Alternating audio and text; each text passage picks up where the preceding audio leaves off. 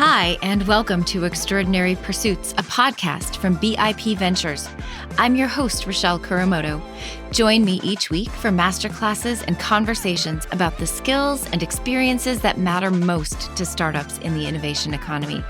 You will hear from subject matter experts and founders. We're here to inspire, inform, and occasionally even entertain you. Let's get started.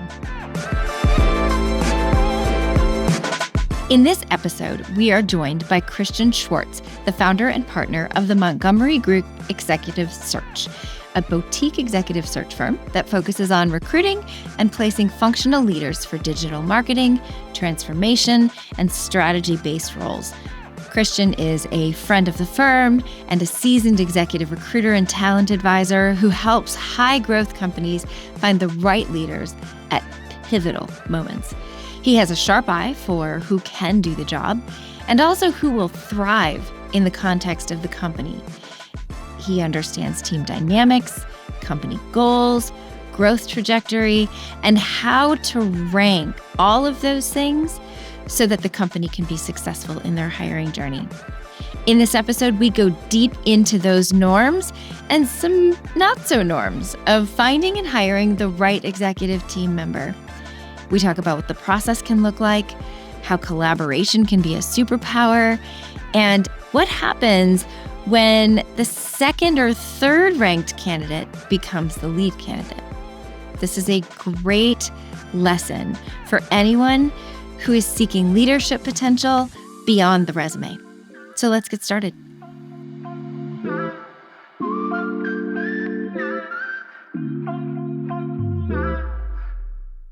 Hi, and welcome to another episode of Extraordinary Pursuits, a podcast from BIP Ventures. Today, we are thrilled to have a friend of the firm, Kristian Schwartz.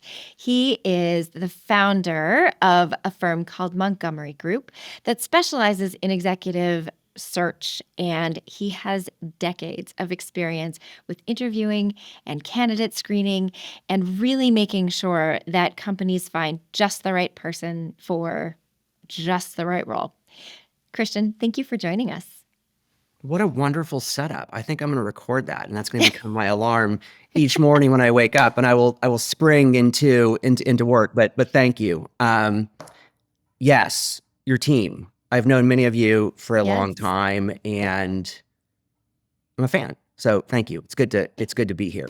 It is. This is really fun for me. Fun fact, Kristian and I met when I was joining BIP Ventures, and I liked him from the moment I met him, and it gave me a great sense of the team I was joining. And I think there's a lot that we're going to talk about today that really goes to those interactions and really those nuances and getting beyond the checklist.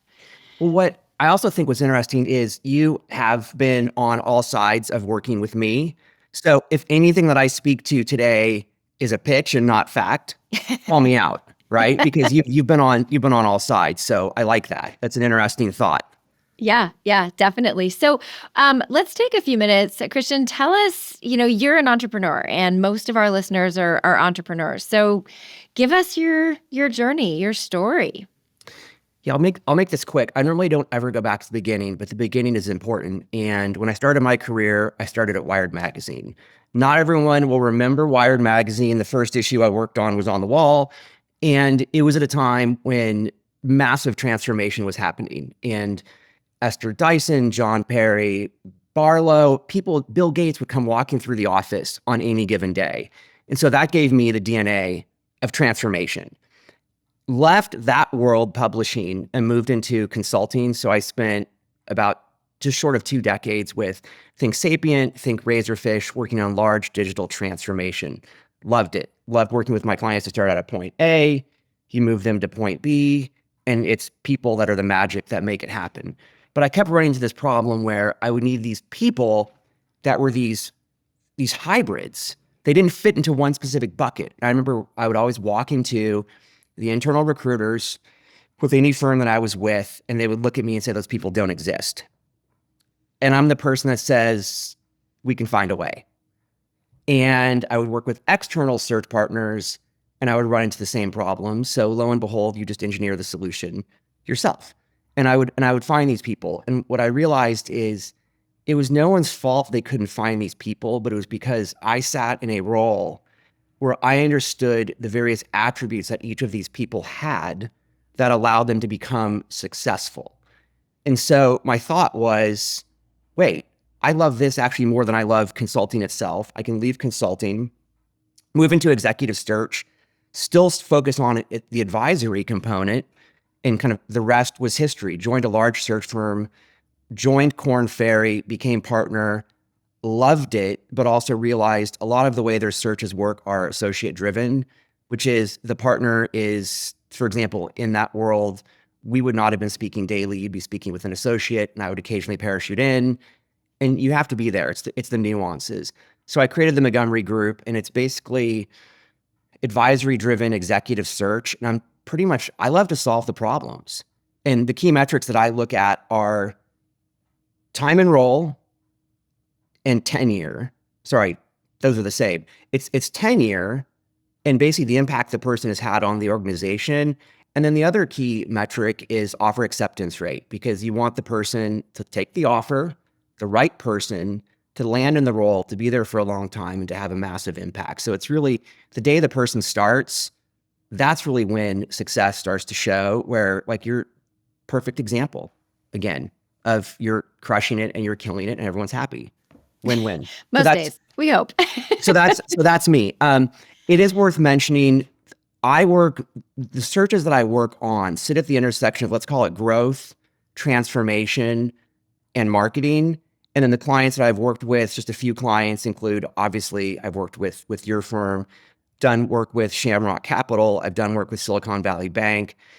Here in Atlanta, Inspire Brands, and also MailChimp. So it's less company and size, and it's more business problem specific. Mm-hmm. So that's me.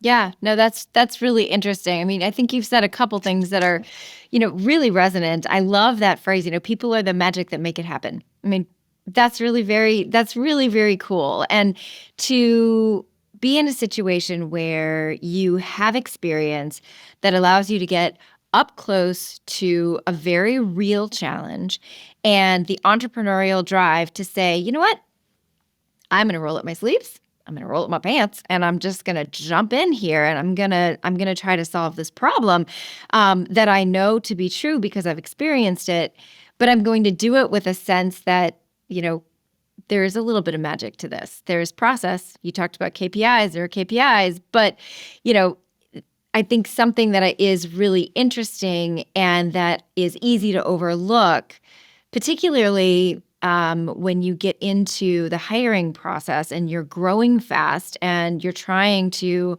fill a role, and you've talked about kind of a unicorn, it seems like it should be a checklist situation. And sounds like it's definitely not always that easy. It's funny you say that, because unicorns don't exist.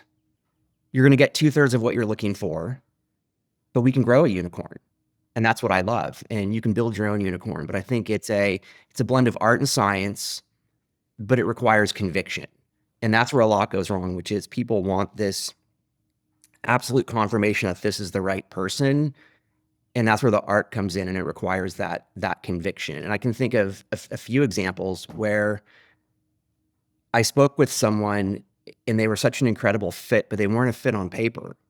Mm-hmm. And there's one specifically where he joined a firm. My client said, I'm not seeing it. And I said, totally fair, take the call. Hired him. That person was then promoted, skipped a level, and is now CMO. And to this day, the person that was the chief commercial officer will openly say, this was the best hire that I've ever made. And so part of it is making the recommendation. It requires a lot of conviction. Yeah. When it sticks, it's incredible. So, and these are people's lives. These are businesses. These are teams, investors. There's a lot at stake. So yes. Yeah, there's a lot at stake. So, before we get into the nuts and bolts of, the meat of how to do some of these things and the learning piece of our conversation, share with me, what is the thing you enjoy most about what you do? It's a good question. I wasn't prepared for that, so I'll just go off the cuff. Go for it.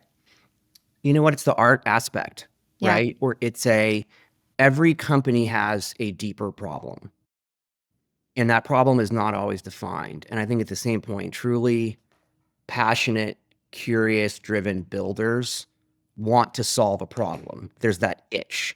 And I say this where they geek out. Like after hours, I love building apps in Replit these days because I think it's fun.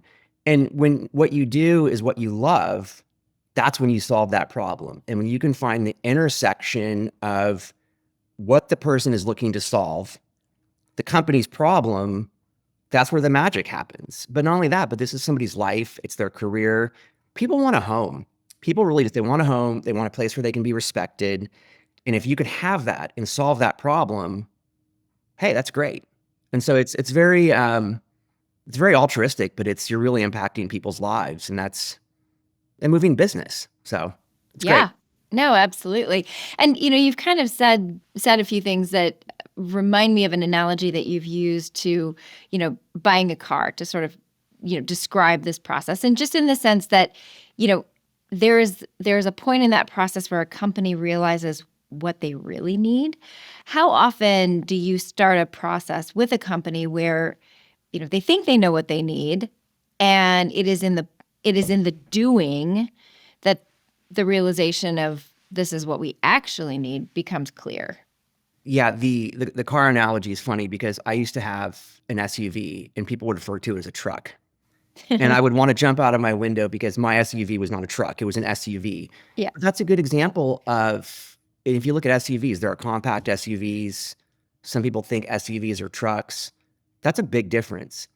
And I would say, and there are strategic searches and there are more tactical searches. So if we take the tactical searches out of the picture, I would say more often than not, there's a real need to get to what the larger strategic business problem is.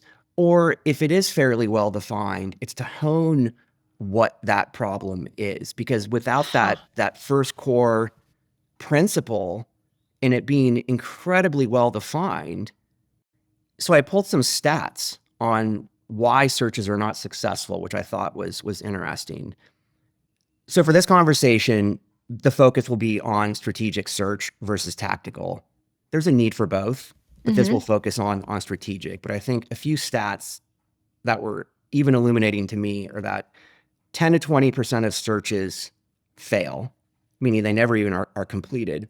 But on top of that, 40 to 70% of executive hires fail in the first 18 months.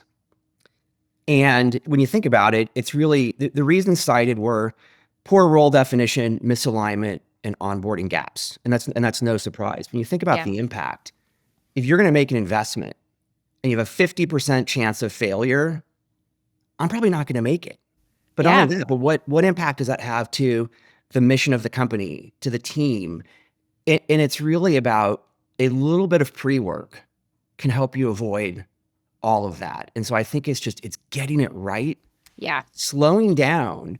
And I think it's the cathartic process of being very honest with yourself and what you're looking for, which can be tough, especially for a young company that's incredibly ambitious.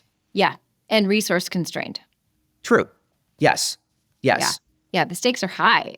If you're resource constrained and you need the right person in the right role as quickly as possible, you have to know what you're looking for. And you've said a couple things that I think are worth sort of pressing on as we kind of get into this, like the start of a search and how important it is to slow down and define what a company actually needs, not just in terms of like, this is the role, but you've said getting to the real actual problem, the business, the challenge the business is solving, or the opportunity that they're, if they're fortunate enough to be hiring for an opportunity, that they're doing that.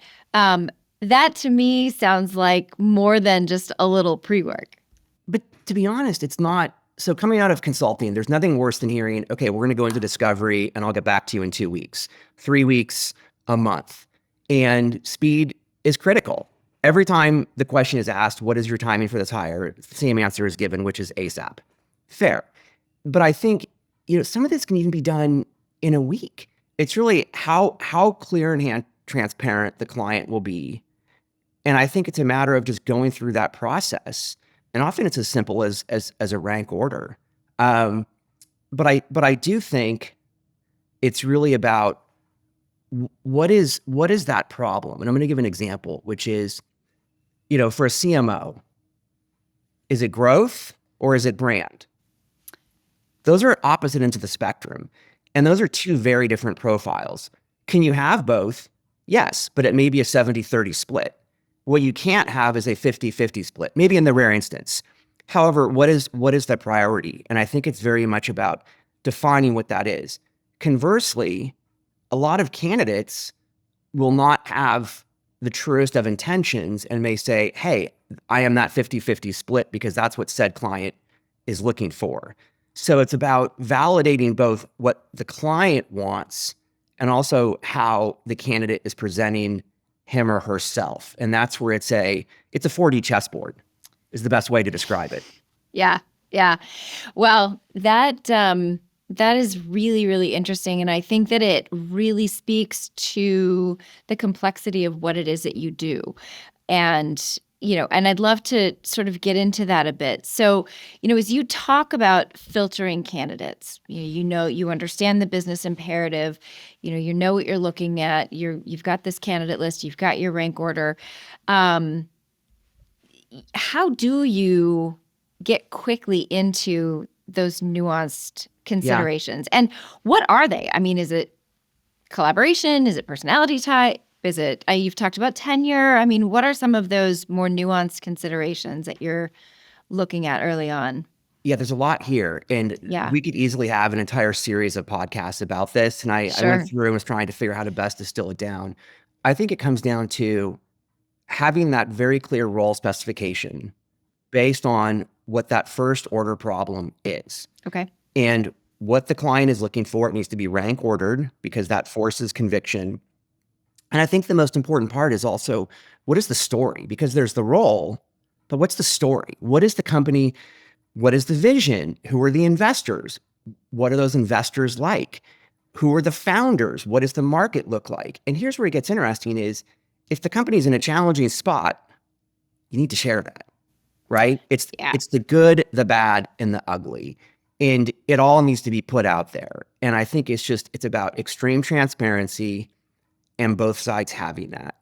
And when I first engage with candidates, I will always ask two questions, which is, give me a sense of what you're doing, but what do you want to do? And it's really about, can they clearly summarize who they are and what they do? Can they tell a story? Are they intellectually pointed in the right direction as what the business problem is? And it's amazing how sometimes you can tell there's this curious problem that they've been working on in various hybrid roles, and that this role represents the ultimate culmination of that. That's incredible when that happens. And I also think it's very much about when candidates are really right, and let's say it's a large transformational role. I worked on a C-level role recently for a portfolio company of a PE-backed company. Company is undergoing a pivot. The PE firm was engaged. There was a new CEO. The former founder was in a board chair role. It was complicated. Yeah. However, we were able to get through it, and it was an absolute masterclass, because when the candidates see the problem and pick up what I'm saying and begin to run with their own thoughts, they're running to where the vision is, and it's almost like the role doesn't even matter, right? They're out there. And when you hit that, that's when it's magic. And that's what's best. It's not the punch list of have you done this, this, and this? Yeah. Can you take us to point C? Mm-hmm. Yeah.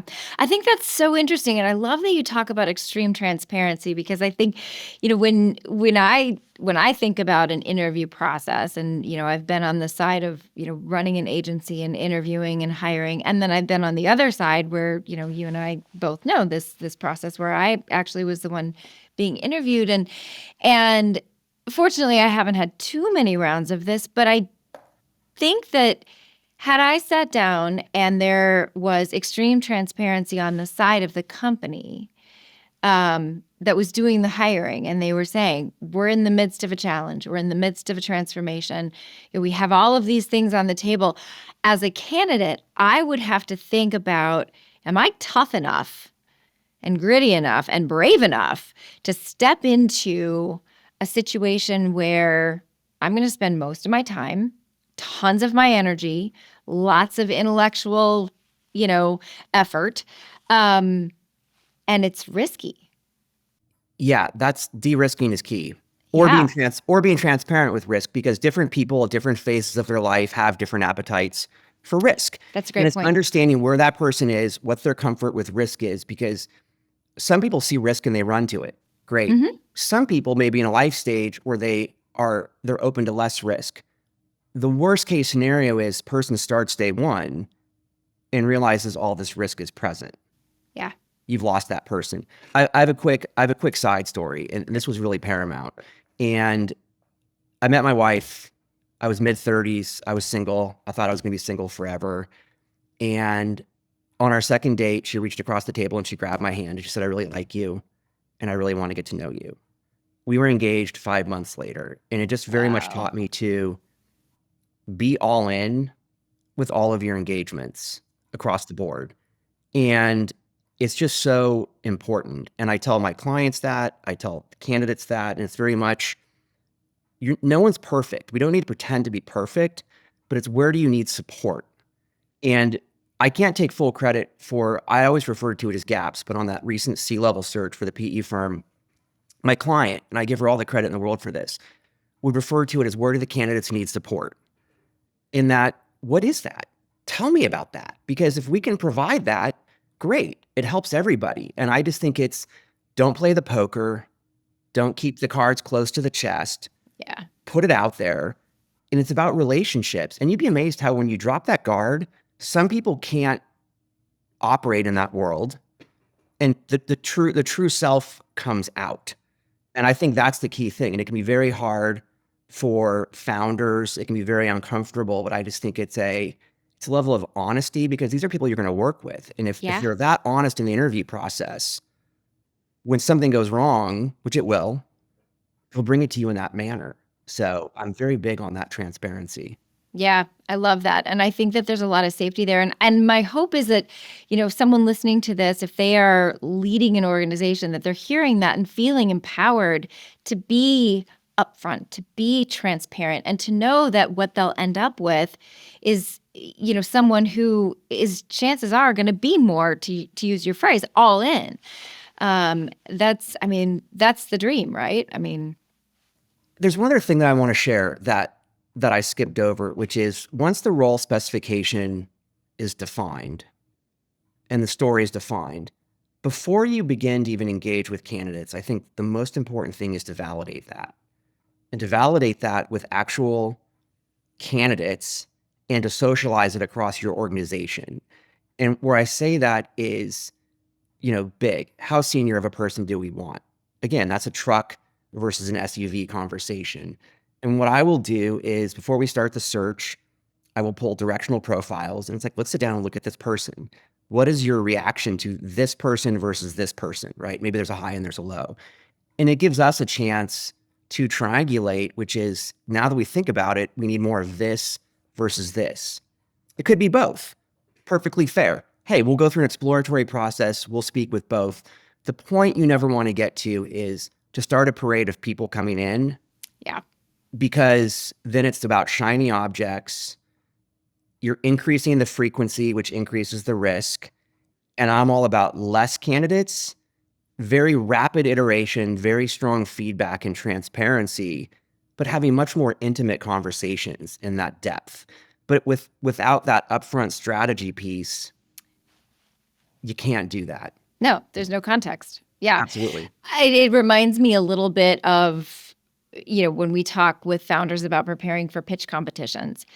Presentation matters, but the meat of the real thing, the problem you're solving and how you're solving it, and the team who's solving it, and your defensible moat, and all of those things, like, those are the things that really matter.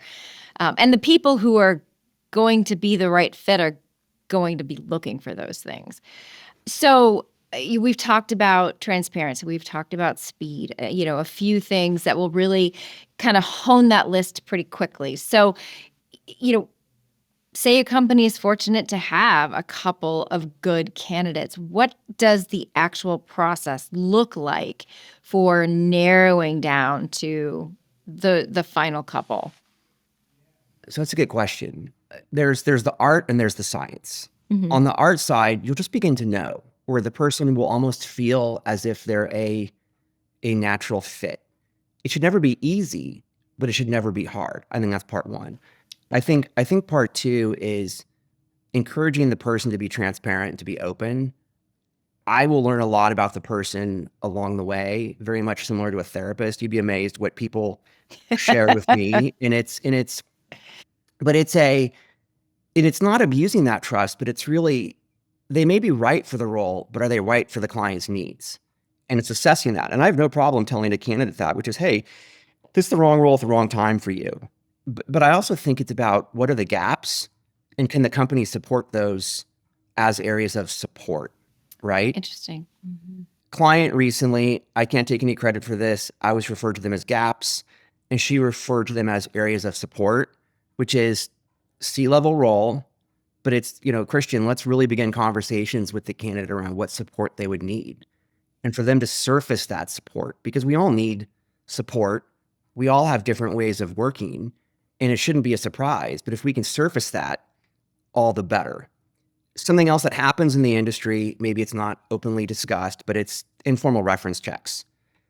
And it's not calling someone that may have worked with this person to find out what's wrong with them, but it's more of a, what support do they need?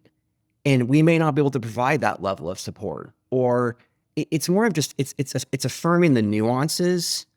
And that is so important. I also think some people interview well. Yeah. Some people don't. And an interview is not real life. Yeah. I always push for conversations, not interview questions, because interview questions have predefined answers.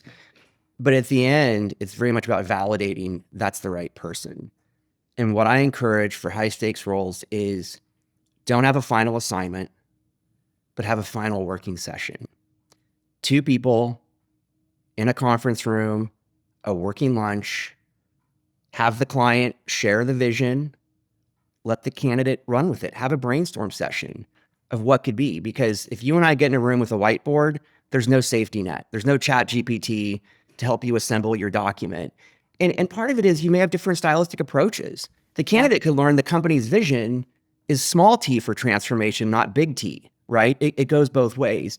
And I just think it's almost like you're taking a half step into the role to start to create the framework for what can be. And you'll know if it comes together. And I had a recent search where the number 2 candidate, for a bag of money, I would have bet the number 2 candidate would have remained the number 2 candidate. Yeah. The number 2 candidate fundamentally changed the way the client thought about the role and about their business in this meeting. Complete game changer. And it was amazing because that's what we're looking for. Yeah. It's the right person. And sometimes there are even multiple right people. Yeah. Which is the right person, if you will. So. Yep. Oh, sorry, go ahead. No, I was going to say, it's really cool to me because I think so much of what I hear you saying is sort of an underlying message in all of this is, how does this person fit within the context of the community in the business? You're talking about having a brainstorming session, like, is this a collaborative fit? You've mentioned the word relationship a number of times. And this is where I think, you hear that when you talk about hiring, but what you're describing is not just like it has to be a relationship, but the relationship needs to yield the right types of outcome. It needs to make everyone comfortable. It needs to make both people on either side of the table better. It needs to move the mission of the company, forward. So all of that is really kind of cool. And the art part that you've described, we've all sat in a room and had a brainstorm or a work session or a conversation, and you have that gut sense like, this is good, this is fun, I love this. That to me sounds like what you're talking about. It's a force multiplier. Yeah. With the most recent search that I worked on, as I mentioned, for the C-level role, that's what we were looking for. This person needed to amplify the business. Every candidate's going to say they can amplify the business. Not looking for what you say. I'm looking for what you can do and what you've done. And are you a fit? Because you may amplify it, but you may amplify it with damage. Again, that's a net negative. And so it's just, but I think the other key thing here is clients hold, it's not about spray and pray. It's not about an army of people. It's really taking stock in what you're looking for and being honest with yourself and being clear and being able to open yourself up. And that's where it's hard, where I apply as much of this process to every client that I work with. Depending on the client's receptivity, there may be more, there may be less, right? That they're comfortable with. And I think it's very much about taking the recommendations. Sometimes people hold firm and they say, I need 50% this and 50% this. And it's not possible, but they hold firm. Holding firm is not going to yield the result you want. Yeah. Right? And so I just think it's very much about, it's just clarity and transparency, which is tough. Yeah, definitely. So as we're sort of wrapping up here, I think that you've said a few things that really prompt me to think that if we're thinking about areas of support, for example, so say somebody, I want 50% this, I want 50% this. You're not going to get everything you want. There will be some areas of support. Is it wiser for someone to hire for the technical skills and the areas of support, like, hey, we're going to onboard you and welcome you into the culture and kind of move you in? Or is the flip more important? Is the fit, the collaborative relationship piece of it more important? And then those areas of support can be, you need to have these technical skills to do well here. Yeah, it's a good question. It partially depends. However, some people are so technically proficient that it can be a detriment with their ability to be an effective leader. In that case, it's a negative. Okay. And it's interesting. That's a good question. I think it's a matter of, where is the company at?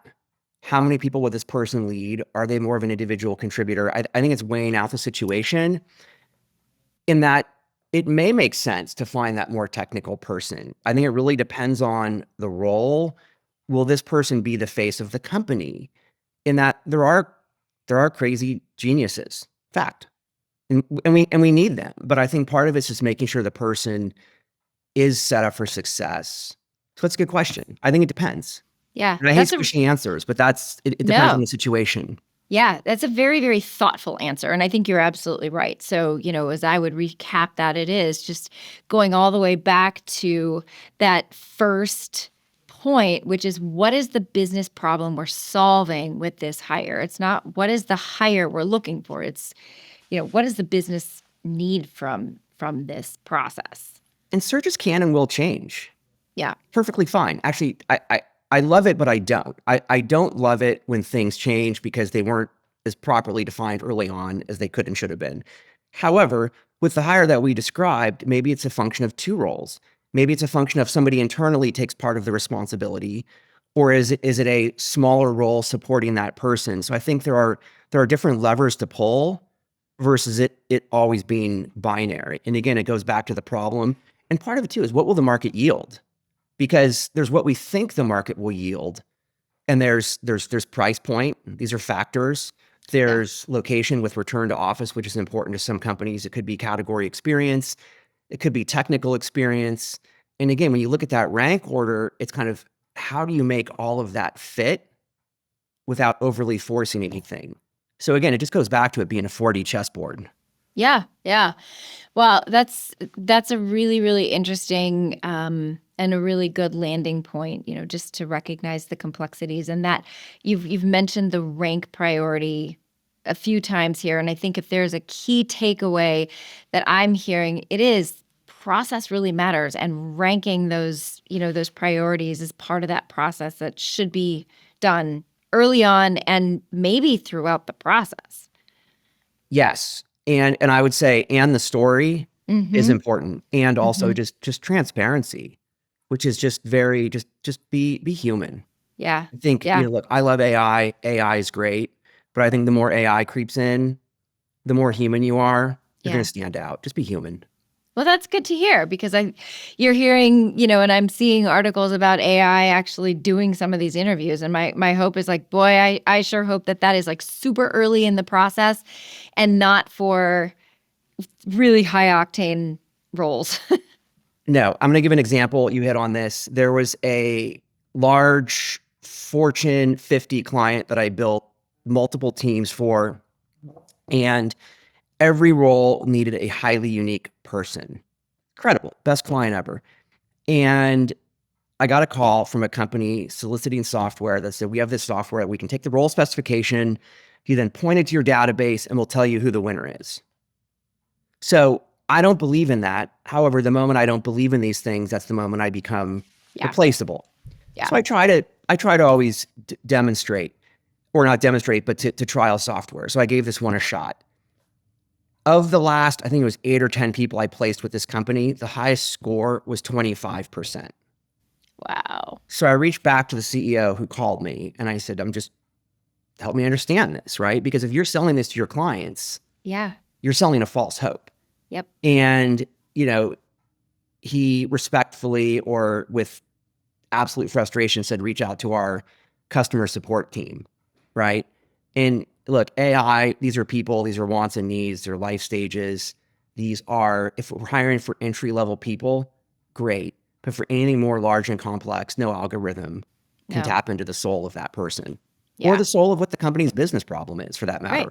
Right. Yeah, absolutely. Well, I think that's awesome. And I think it's a really good cautionary warning to land on. So, Kristian, you are obviously very well connected throughout at least the Atlanta region. I would guess well beyond. Where can people find you if they are not yet connected with you? So you can find me on LinkedIn, Kristian with a K, and also at the Montgomery Group.com. It's a bit of a mouthful, but the Montgomerygroup.com.